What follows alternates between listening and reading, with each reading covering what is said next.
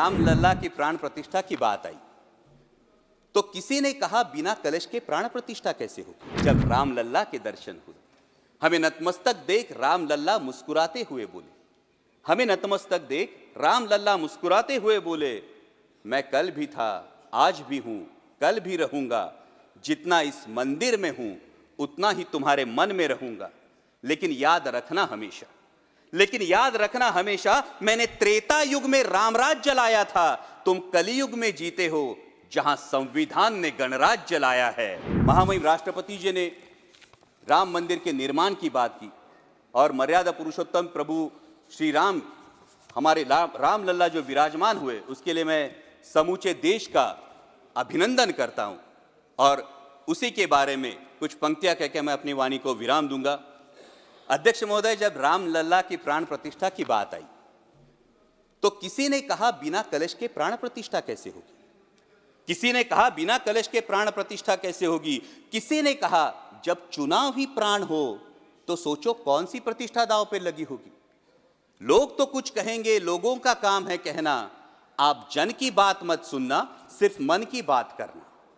फिर भी खुश थे हम 500 साल का सपना जो पूरा हो रहा था, हमारे अंदर का हिंदू भी पूरी तरह से जाग गया था।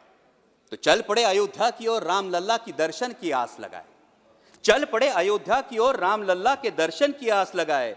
जो सामने नजारा देखा वो देखकर दंग रह गए। वो 3 मंजिलें, 400 खंबे, 32 सीढ़ियां, जय श्री राम का नारा लगाते हुए हम सीढ़ियां चढ़ने लगे। राम लल्ला से क्या गुहार लगाए ये सोचने लगे। पहली सीढ़ी पर याद आई महंगाई, दूसरी पर देश में बढ़ती बेरोजगारी, तीसरी पर पत्रकारिता की चरण चुंबकता, चौथी पर सेंट्रल एजेंसीज की संदिग्ध भूमिका। हर सीढ़ी पर कुछ न कुछ याद आ रहा था।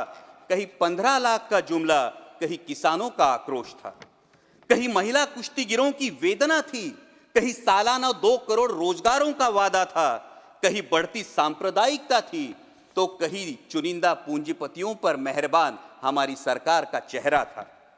इस वास्तविकता ने झंझोड़ने के बाद भी हम अंधभक्तों की तरह चलते गए। होश तो तब संभाला जब राम लल्ला के दर्शन हुए। हमें नतमस्तक देख राम लल्ला मुस्कुराते हुए बोले, मैं कल भी था, आज भी हूं, कल भी रहूंगा, जितना इस मंदिर में हूं उतना ही तुम्हारे मन में रहूंगा। लेकिन याद रखना हमेशा मैंने त्रेता युग में रामराज जलाया था, तुम कलियुग में जीते हो जहां संविधान ने गणराज जलाया है। धर्म समाज का किनारा जरूर है, लेकिन देश एक बहती धारा है। किनारे को धारा के बीच में लाया तो प्रवाह अड़ जाता है, प्रगति के पथ से हट जाता है। इसलिए धर्म का ठेकेदार नहीं, पहरेदार बनना चाहिए। तुम रहो न रहो, वो रहे न रहे, ये देश रहना चाहिए, देश का संविधान रहना चाहिए, देश का लोकतंत्र रहना चाहिए, ये देश रहना चाहिए। जय हिंद, धन्यवाद। हमसे जुड़े रहने के लिए हमारे YouTube चैनल को सब्सक्राइब करें और नई वीडियो की नोटिफिकेशन के लिए बेल आइकॉन को दबाएं।